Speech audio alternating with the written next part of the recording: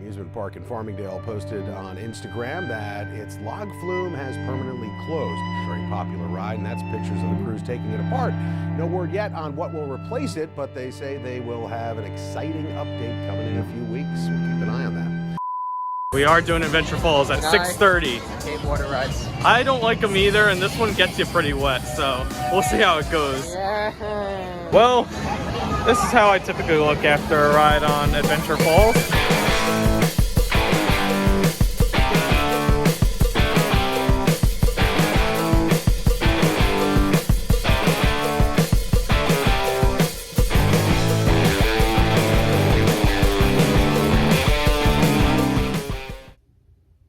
What's up, guys?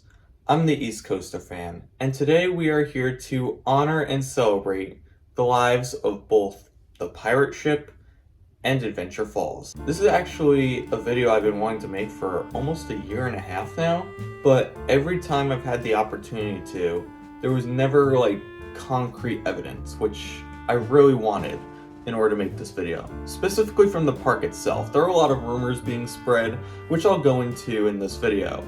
But I want an official statement from the park before ever proceeding with a rip. And we got it. We got confirmation this week that both the pirate ship and Adventure Falls will be leaving Adventureland for something new and, I presume, big. But let's go back into the history of these two rides right now for a second. Starting off with the second oldest ride at Adventureland, the pirate ship, which opened in 1987. This ride has been at the park for so long that my parents remember riding it when they were kids. And it was one of my favorite rides as a kid as well. I used to love going on. I'd always go towards like the back row. Those are always like the best seats on these rides.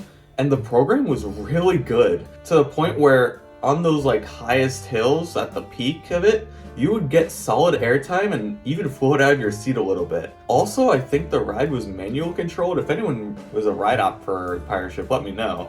But someone, I think, just had a joystick and was moving it, and they could technically let the ride go on as long as possible if they wanted to.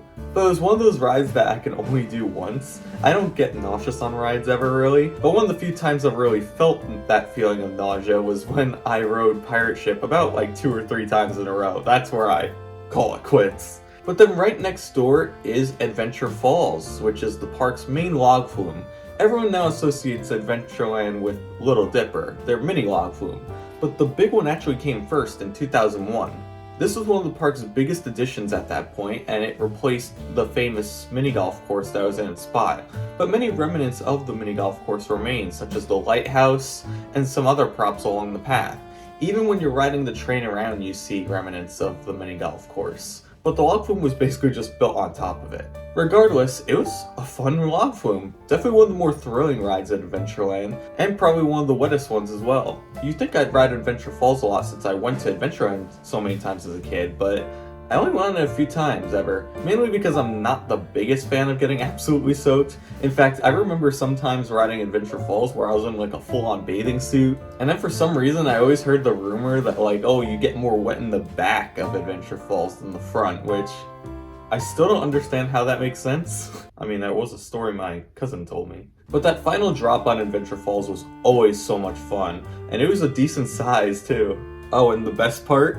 There was this like pirate announcer that as you were going throughout the course telling you to keep your arms and legs inside the boat, and then for some reason it went, "I'll be watching you." And I don't know why I did that. The last time I rode both of these attractions was during the Ace Preservation Con, and in my mind I was kind of feeling that this would be the last time I would get to go on these attractions, which is why I want to get as much footage of it as possible that day.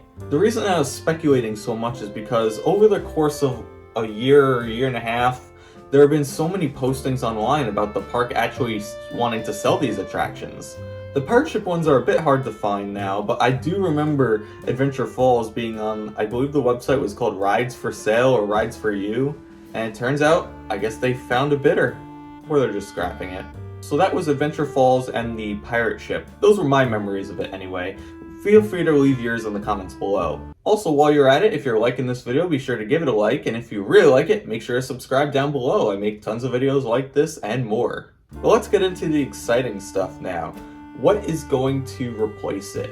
Now, I have heard no rumors about this at all, so this is all speculation coming from me. But if you take the plot that had both Adventure Falls and the pirate ship in it, you have probably one of the biggest plots that Adventureland has ever worked with. I'm talking even bigger than Turbulence. Plus, if you extend even a bit into the parking lot, or even behind past the train tracks, and maybe you can reroute it a bit, you have such a big plot of land that I honestly can't see anything else but a roller coaster. It could be something else, it could be a brand new log flume as well, but I feel like this is a perfect opportunity to add a new thrill coaster to Adventureland. Now, Adventureland has always been about families for the past few years, even with recent additions like Fireball, which I say is a really good family addition for that park. But it's still lacking that thrilling aspect that Adventureland was known for. I mean, they used to have rides that go upside down and everything. And the issue is that most thrill coasters these days need a big enough plot that Adventureland has really lacked or had trouble finding for the most part. And I think now with such a big plot like this, you can add possibly that thrill coaster they've been looking for. The main issue with thrill coaster though is the height, because there is a height limit that they have at the park. I believe it's around maybe 70 feet or so. Maybe they can push it a bit because the water tower is bigger. But the main issue is with the airport right there. You have planes coming in and it can't be too high, which I understand. But there are thrill coasters or attractions, things like that, that can fit within that height limit. Let's think about something else. Let's say the park doesn't want to do thrill and stick with the family aspect. I mean, they are a family park after all. You could still fit a lot of things in that area. You can fit multiple rides, you can fit one big one. I know a funny idea that's been brought up a few times by one of my friends was the possibility of adding a wild moose, which is kind of this family wild mouse-ish model from RMC. I mean, it would fit the plot just fine, but that would be a really interesting fit, and that would get a lot of eyes on Adventureland, that's for sure. Or something else. I mean, God, the ideas are limitless for this plot. I mean, you could go all over the place with it, but I'm hoping the park will make the right choice in choosing their next attraction, because this is going to be one of the biggest ones they've ever added, in my opinion. I think this is going to be really important for them, as whatever takes this plot of land is really going to be the front gate coaster or attraction for this park, now that the entrance is in the back. Even from Route 110, you could see Adventure Falls peeking out from the trees from Adventureland, and I feel like this new attraction needs to do the same thing, maybe even more.